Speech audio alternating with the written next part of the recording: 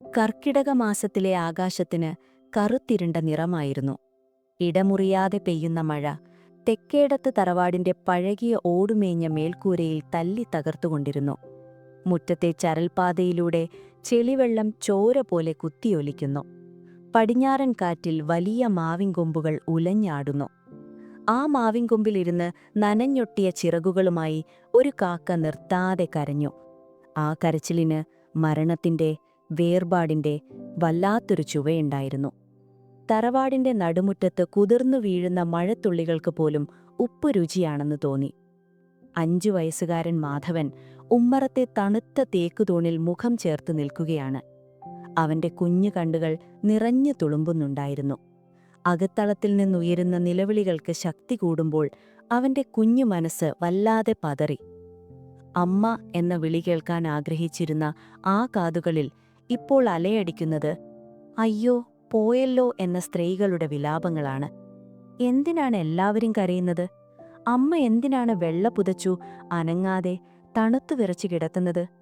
ആ മുഖത്തെ എപ്പോഴും കാണാറുള്ള നിലാവ് പോലത്തെ സ്നേഹം നിറഞ്ഞ ചിരി എവിടെ പോയി? അമ്മയുടെ കൈകൾക്ക് ചൂടില്ലാത്തതെന്താണ്? ചുറ്റുമുള്ള ബന്ധുക്കളുടെ നോട്ടങ്ങളിൽ സഹതാപമായിരുന്നു. പാവം കുട്ടി, തള്ളയില്ലാതായി.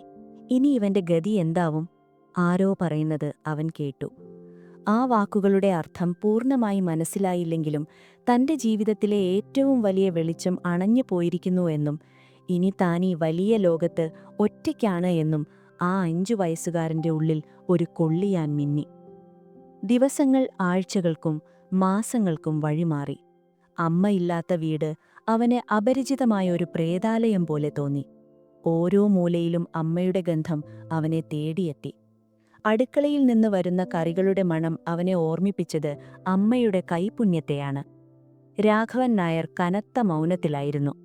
ഭാര്യയുടെ മരണം അദ്ദേഹത്തെ തളർത്തിയിരുന്നുവെങ്കിലും തറവാടിന്റെ കാരണവർ എന്ന നിലയിലുള്ള ഉത്തരവാദിത്വങ്ങളും ബന്ധുക്കളുടെ നിർബന്ധവും അദ്ദേഹത്തെ വീണ്ടും വിവാഹത്തിന് പ്രേരിപ്പിച്ചു. കുട്ടിക്കൊരമ്മയെ വേണം എന്നായിരുന്നു കാരണവന്മാരുടെ ന്യായം. അധികം വൈകാതെ ആ മൗനം ഭേദിച്ചുകൊണ്ട് പടിപ്പുര കടന്ന് ഒരു വെള്ള അംബാസിഡർ കാർ വന്നു നിന്നു. അതിൽ നിന്നിറങ്ങിയത് സരോജിനിയായിരുന്നു. ചുവന്ന കാഞ്ചീപുരം പട്ടുസാരിയും കൈനിറയെ കിലുങ്ങുന്ന സ്വർണവളകളുമായി തലയിൽ മുല്ലപ്പൂ ചൂടി വന്ന അവരെ ചൂണ്ടി അച്ഛൻ പറഞ്ഞു, മാധവ, ഇതാണ് നിന്റെ പുതിയ അമ്മ. അവന്റെ കുഞ്ഞു കണ്ണുകളിൽ ഒരേ സമയം ഭയവും പ്രതീക്ഷയും മിന്നി. അമ്മ എന്ന വാക്കിന് സ്നേഹം, വാത്സല്യം, സംരക്ഷണം എന്നൊക്കെയാണ് അർത്ഥമെന്ന് അവൻ കരുതി. തന്റെ മരിച്ച അമ്മയെപ്പോലെ ഇവരും തന്നെ മാറോടണയ്ക്കും, കഥകൾ പറഞ്ഞുതരും, ഉറങ്ങുമ്പോൾ തലോടും എന്ന് അവൻ വ്യാമോഹിച്ചു. അവൻ കുഞ്ഞിക്കാലുകൾ വെച്ച് ഓടിച്ചെന്ന് അവരുടെ സാരിത്തുമ്പിൽ പിടിച്ചു. എന്നാൽ സരോജിനിയുടെ മുഖത്ത് കണ്ടത് വെറുപ്പിന്റെ കനലായിരുന്നു. അവരൊരു അഴുക്കിനെ എന്നപോലെ, ഒരു വെറുക്കപ്പെട്ട ജന്തുവിനെ എന്നപോലെ വെട്ടിത്തെറിപ്പിച്ചും വിധം സാരിത്തുമ്പ് വലിച്ചുമാറ്റി. മാറി നിൽക്കട അങ്ങോട്ട്, ചെളിയാക്കാനായിട്ട്. കണ്ടാൽ അറിയില്ലേ മുഷിഞ്ഞ വേഷമാണെന്ന്? അവരുടെ ശബ്ദത്തിൽ കാഠിന്യമുണ്ടായിരുന്നു. ആ നിമിഷം മാധവന്റെ വിധി അവിടെ കുറിക്കപ്പെടുകയായിരുന്നു. പുതിയൊരു യജമാനത്തിയുടെ മുന്നിൽപ്പെട്ട അടിമയെപ്പോലെ അവൻ ഭയന്നു വിറച്ചു. പിന്നീടുള്ള ദിവസങ്ങൾ നരകതുല്യമായിരുന്നു. അച്ഛന്റെ മുറിയിലെ ഫാനിന്റെ തണുപ്പിൽ നിന്ന് അടുക്കളയോട് ചേർന്നുള്ള എപ്പോഴും പുകമണം തങ്ങി നിൽക്കുന്ന ജനലില്ലാത്ത ഇടുങ്ങിയ ഇരുട്ടുമുറിയിലേക്ക് മാധവന്റെ കിടപ്പ് മാറി. ഒരു പഴയ പായയും കീറിയ തലയണയും എലി കരണ്ട ഒരു പുതപ്പും മാത്രമായിരുന്നു അവിടെ ഉണ്ടായിരുന്നത്. വിശന്നപ്പോൾ ചോദിച്ച ചോറിനു പകരം കിട്ടിയത് ശകാരവർഷമായിരുന്നു.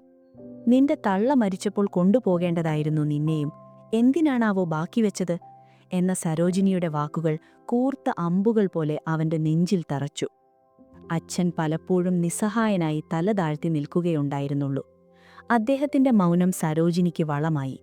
സ്നേഹം നിഷേധിക്കപ്പെട്ട, വിശപ്പ് ശീലമാക്കിയ ഒരു ബാല്യത്തിലേക്ക് മാധവൻ നടന്നു കയറുകയായിരുന്നു.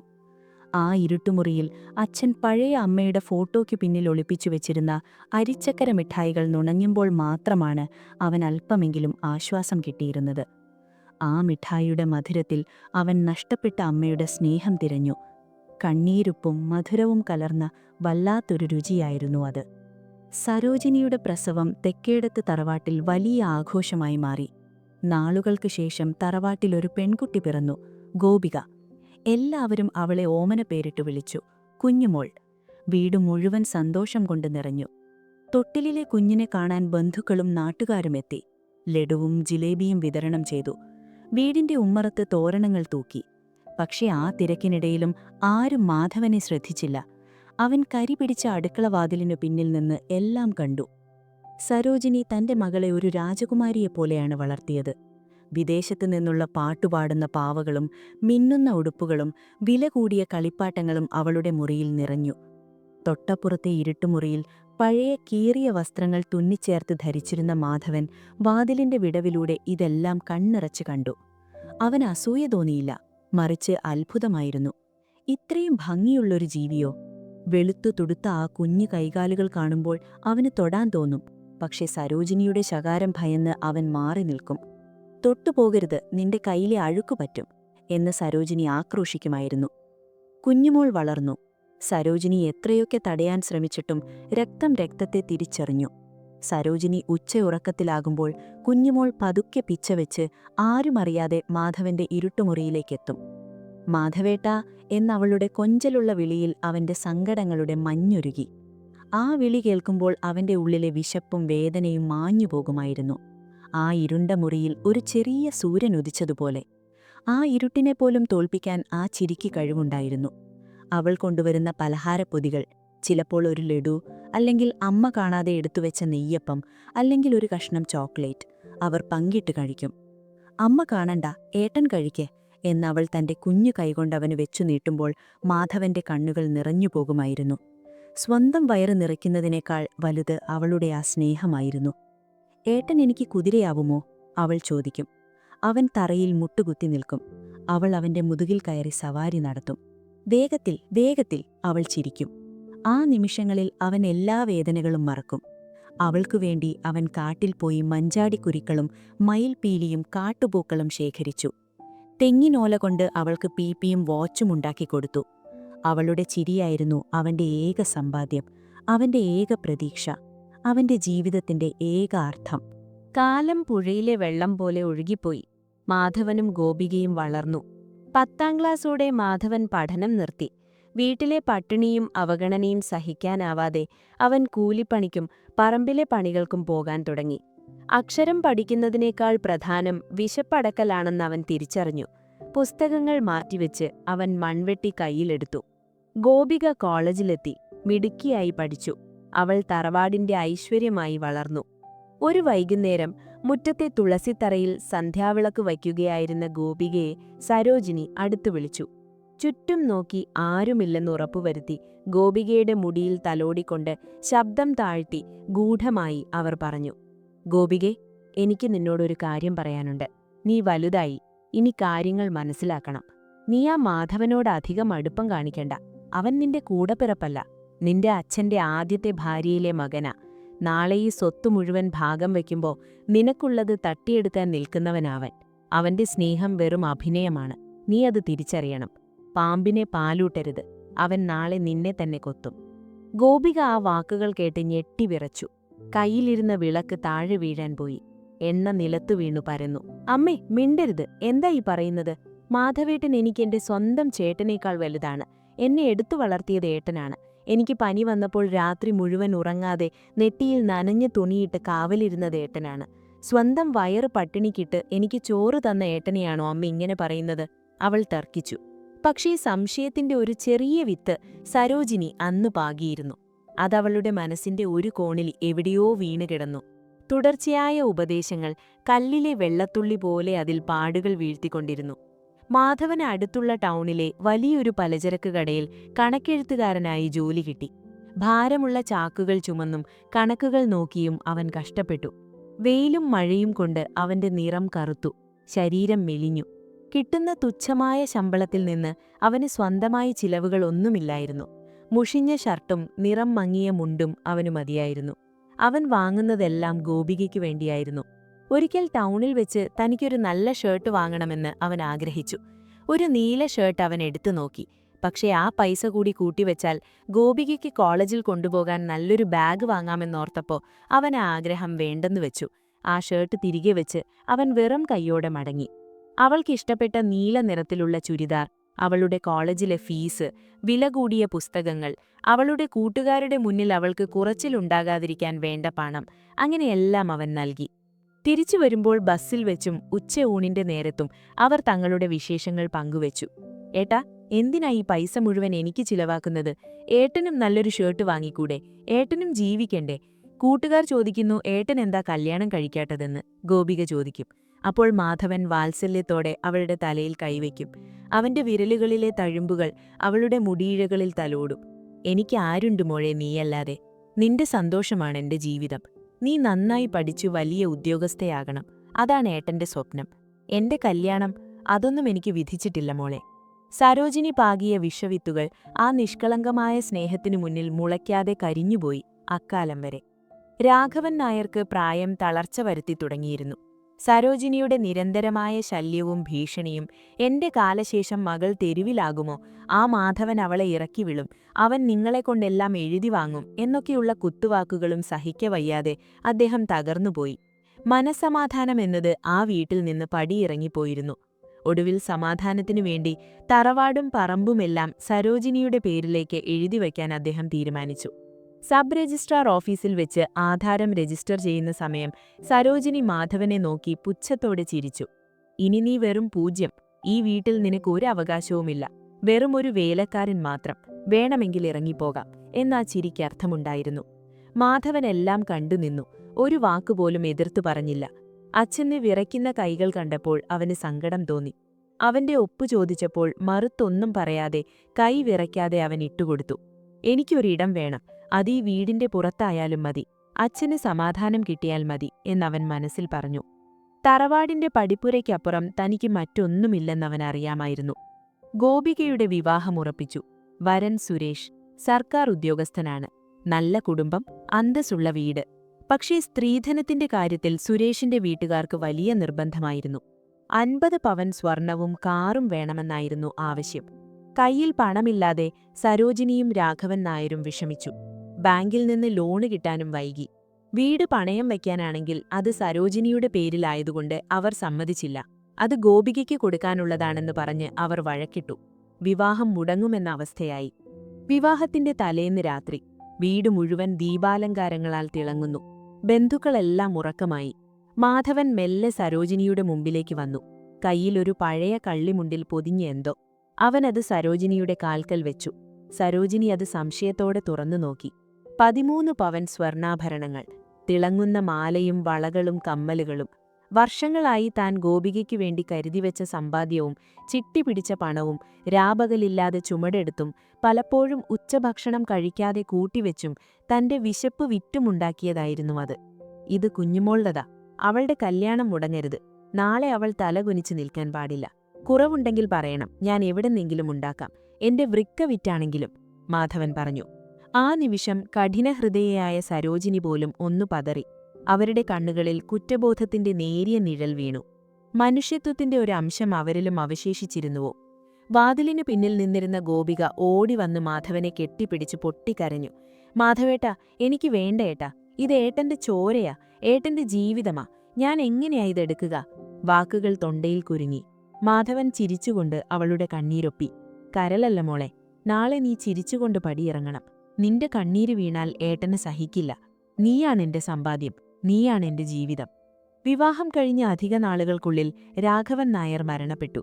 മാധവൻ ഈ ഭൂമിയിലുണ്ടായിരുന്ന അവസാനത്തെ വേരും അറുത്തുമാറ്റപ്പെട്ടു. അച്ഛന്റെ ചിത എരിഞ്ഞടങ്ങുമ്പോൾ ആ തീനാളങ്ങൾക്കൊപ്പം മാധവന്റെ സുരക്ഷിതത്വവും കത്തിത്തീർന്നിരിക്കുകയായിരുന്നു. പുകചുരുളുകൾക്ക് മുകളിലേക്ക് നോക്കി അവൻ നെടുവീർപ്പിട്ടു. ഇനി ഞാൻ ഈ വീട്ടിൽ വെറും അഭയാർത്ഥിയാണെന്നവൻ തിരിച്ചറിഞ്ഞു. രാഘവൻ നായരുടെ മരണശേഷം സുരേഷും ഗോപികയും തറവാട്ടിൽ തന്നെ സ്ഥിരതാമസമാക്കി. അതോടെ കഥയുടെ ഗതി മാറി. സുരേഷ് അത്യാഗ്രഹിയായിരുന്നു. സരോജിനിയുടെ സ്വത്തുക്കൾ മുഴുവൻ ഗോപികയ്ക്ക് ലഭിക്കണമെങ്കിൽ മാധവൻ അവിടെ ഉണ്ടാകാൻ പാടില്ല എന്ന് അയാൾക്ക് നിർബന്ധമായിരുന്നു. അയാൾക്ക് മാധവന്റെ സാന്നിധ്യം ഒരു കരടായി തോന്നി. ഓരോ ദിവസവും അയാൾ മാധവനെ അപമാനിക്കാൻ അവസരം കാത്തു. മാധവൻ ഇരിക്കുമ്പോൾ എഴുന്നേൽക്കുക, മാധവൻ തൊട്ട സാധനങ്ങൾ ഉപയോഗിക്കാതിരിക്കുക തുടങ്ങിയ ചെറിയ ചെറിയ അവഗണനകൾ. രാത്രികളിൽ സുരേഷ് ഗോപികയുടെ ചെവിയിൽ ഓതിക്കൊണ്ടിരുന്നു. ഗോപികേ, നീ വിചാരിക്കുന്ന പോലെയല്ല കാര്യങ്ങൾ. അവൻ വെറും അഭിനയമാണ്. ഈ സ്വത്ത് മുഴുവൻ കൈക്കലാക്കാൻ വേണ്ടി അവൻ നല്ലവനായി നടക്കുകയാണ്. രക്തബന്ധമില്ലെങ്കിൽ പിന്നെ എന്ത് സ്നേഹം? നാളെ നിന്നെയും അമ്മയെയും അവൻ ഇറക്കിവിടൂ. അവന് വേറെ എവിടെയെങ്കിലും പൊയ്ക്കൂടെ? അവൻ എന്തിനാ ഇപ്പോഴും ഇവിടെ തൂങ്ങി നിൽക്കുന്നത്? അവന് വേറെ പെണ്ണും പിള്ളയൊന്നുമില്ലല്ലോ. തുടക്കത്തിൽ ഗോപിക എതിർത്തെങ്കിലും ഭർത്താവിനോടുള്ള സ്നേഹവും വിധേയത്വവും പിന്നെ നിരന്തരമായുള്ള നുണപ്രചാരണങ്ങളും അവളെ മാറ്റിമറിച്ചു. ഒരു തുള്ളി വിഷം പാല് മുഴുവൻ കേടാക്കുന്നതുപോലെ സുരേഷിന്റെ വാക്കുകൾ അവളുടെ മനസ്സിനെ മാറ്റി. മാധവൻ അടുത്തു ചെല്ലുമ്പോൾ അവൾ ഒഴിഞ്ഞു മാറാൻ തുടങ്ങി. കണ്ണിൽ നോക്കി സംസാരിക്കാതായി. ഭക്ഷണം കൊടുക്കാൻ മടിച്ചു. പഴയ മാധവേട്ട എന്ന വിളി മാധവൻ എന്നായി മാറി.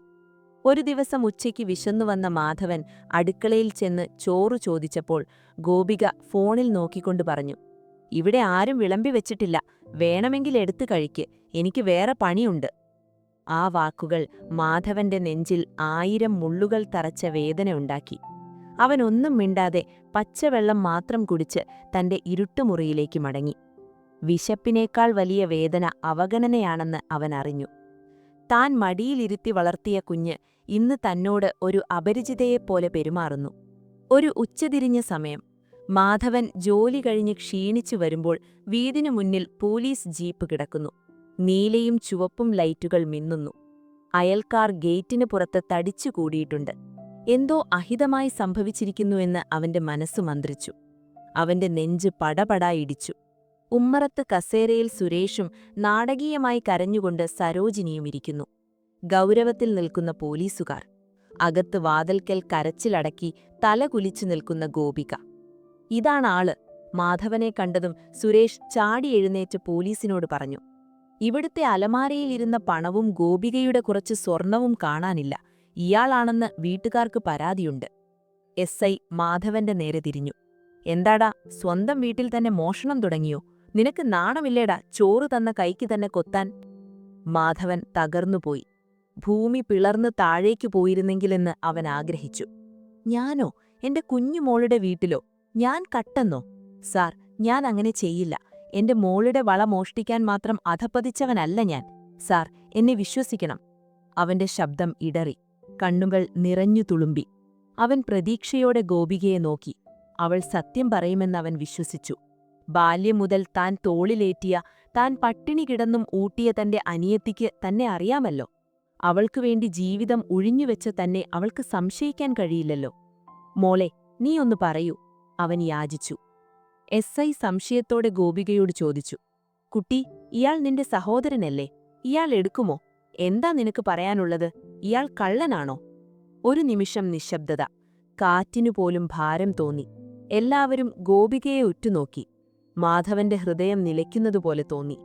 ഗോപിക തലയുയർത്താതെ വിറയ്ക്കുന്ന ചുണ്ടുകളോടെ പറഞ്ഞു, "ഇയാൾ എന്റെ സ്വന്തം ചേട്ടനല്ല സാർ. എന്റെ അച്ഛന്റെ ആദ്യത്തെ ഭാര്യയിലെ മകനാ. എനിക്കറിയില്ല, ചിലപ്പോൾ എടുത്തിട്ടുണ്ടാകും." ആ വാക്കുകൾ സരോജിനി വർഷങ്ങൾക്ക് മുൻപ് പറഞ്ഞ, അന്ന് ഗോപിക തള്ളിക്കളഞ്ഞ അതേ വാക്കുകൾ ഇന്നത് തന്റെ പ്രിയപ്പെട്ട അനിയത്തിയുടെ നാവിൽ നിന്ന് കേട്ടപ്പോൾ മാധവന്റെ ഉള്ളിൽ എന്തോ പൊട്ടിത്തകർന്നു. ഒരു കണ്ണാടി ചില്ലുപോലെ അവന്റെ ഹൃദയം ചിതറി.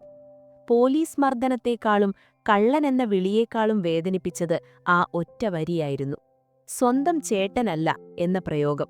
അവനെ ഒരു നിമിഷം കൊണ്ട് ആ വീട്ടിൽ നിന്നും, അവളുടെ ജീവിതത്തിൽ നിന്നും, ഭൂമിയിൽ നിന്നും തന്നെ പുറത്താക്കി. സ്വത്തു മുഴുവൻ സ്വന്തമാക്കാൻ, തന്നെ എന്നേക്കുമായി ഒഴിവാക്കാൻ സുരേഷ് മെനഞ്ഞ നാടകമായിരുന്നു അതെന്ന് മാധവൻ തിരിച്ചറിഞ്ഞു. പക്ഷേ അതിൽ ഗോപികയും പങ്കാളിയായതാണ് അവന് സഹിക്കാൻ കഴിയാത്തത്. തന്റെ രക്തം തന്നെ തന്നെ തള്ളിപ്പറഞ്ഞിരിക്കുന്നു. താൻ ജീവിച്ചത് ആർക്കുവേണ്ടിയാണോ അവൾ തന്നെ കൊന്നിരിക്കുന്നു. തെളിവില്ലാത്തതിനാലും മാധവന്റെ നിസ്സഹായാവസ്ഥ കണ്ടതിനാലും പോലീസിന് മാധവനെ അറസ്റ്റ് ചെയ്യാൻ കഴിഞ്ഞില്ല. ഇനി മേലാൽ ഈ പരിസരത്ത് കണ്ടുപോകരുത് എന്ന് താക്കീത് നൽകി അവർ പോയി. പക്ഷേ ഇനി അവിടെ നിൽക്കാൻ അവന് കഴിയില്ലായിരുന്നു. അപമാനത്തിന്റെ ഭാരം ആ വീടിന്റെ ചുവരുകളിൽ പോലുമുണ്ടായിരുന്നു. ആ മണ്ണിൽ ചവിക്കാൻ അവൻ അർഹതയില്ലാത്തതുപോലെ. വായുവിനു പോലും കനം തോന്നി. ആ വീടിന്റെ ഓരോ ഇഷ്ടികയും അവനോട് ഇറങ്ങിപ്പോകൂ എന്ന് പറയുന്നതുപോലെ തോന്നി. അവൻ തന്റെ പഴയ ഇരുട്ടുമുറിയിലേക്ക് പോയി. അവിടെയുണ്ടായിരുന്ന തന്റെ 2 ജോഡി മുഷിഞ്ഞ ഉടുപ്പുകൾ ഒരു പ്ലാസ്റ്റിക് സഞ്ചിയിലാക്കി. അച്ഛന്റെ ഫോട്ടോയ്ക്ക് മുന്നിൽ ഒരു നിമിഷം കൈകൂപ്പി. "അച്ഛാ, ഞാൻ പോകുന്നു. എനിക്ക് തെറ്റിയതല്ല, ഞാൻ തോറ്റതാണ്, അവൻ മന്ത്രിച്ചു. പിന്നെ താൻ ഗോപികയ്ക്ക് വേണ്ടി വാങ്ങിക്കൊടുത്ത കളിപ്പാട്ടങ്ങളിലൊന്ന്, ഒരു പഴയ മരം കൊണ്ടുള്ള ഒരു പാവ, കയ്യിലെടുത്തു. അത് നെഞ്ചോട് ചേർത്ത് പിടിച്ചു. അവളുടെ ബാല്യകാലത്തെ ഗന്ധം അതിലുണ്ടായിരുന്നു. പിന്നെ അത് അവിടെ തന്നെ തിരികെ വെച്ചു. ഓർമ്മകൾക്കിനി എന്തു പ്രസക്തി? അവൾ തന്നെ കൊന്നുകഴിഞ്ഞില്ലേ? പടിയിറങ്ങുമ്പോൾ ഗോപിക ഉമ്മറത്തുണ്ടായിരുന്നു. അവൾ കരയുന്നുണ്ടായിരുന്നു. പക്ഷെ അത് കുറ്റബോധം കൊണ്ടാണോ അതോ ഭയം കൊണ്ടാണോ എന്ന് വ്യക്തമല്ല. അവൾക്ക് മുഖം കൊടുക്കാതെ, സുരേഷിന്റെ ജയഭേരി മുഴയ്ക്കുന്ന ചിരി കേൾക്കാതെ, സരോജിനിയുടെ ശാപവാക്കുകൾക്ക് കാത്തുനിൽക്കാതെ അവൾ നടന്നു. ഗേറ്റിനു വെളിയിലെത്തിയപ്പോൾ അവനൊന്ന് തിരിഞ്ഞു നോക്കി. ആ വീട്, ആ മാവ്, ആ മുറ്റം എല്ലാം അവന് അന്യമായിരിക്കുന്നു. താൻ നട്ടുവളർത്തിയ ചെടികൾ പോലും തന്നെ നോക്കി പരിഹസിക്കുന്നതുപോലെ. ആ മുറ്റത്തെ മണൽത്തരികൾക്കുപോലും തന്നെ വേണ്ട. മനസ്സിലൊരു ആത്മഗതം മാത്രം. മോളെ, എനിക്ക് വേണ്ടത് ഈ മണ്ണും സ്വത്തുമൊന്നുമായിരുന്നില്ല, നീയായിരുന്നു. നിന്റെ സ്നേഹമായിരുന്നു. ഇപ്പോൾ നീയും എന്നെ അന്യനാക്കി. ഇനി നിന്റെ ജീവിതത്തിൽ ഞാനൊരു കറുത്ത പാടായി അവശേഷിക്കില്ല. നീ സുഖമായി ജീവിക്ക്. എന്റെ നിഴൽ പോലും ഇനി നിന്റെ മേൽ വീഴില്ല. 30 വർഷങ്ങൾക്ക് മുൻപ് അമ്മ മരിച്ച ദിവസം ഏത് അനാഥത്വത്തിലേക്കാണോ താൻ വന്നു വീണത്, അതേ ശൂന്യതയിലേക്ക്, അതേ അനാഥത്വത്തിലേക്ക്.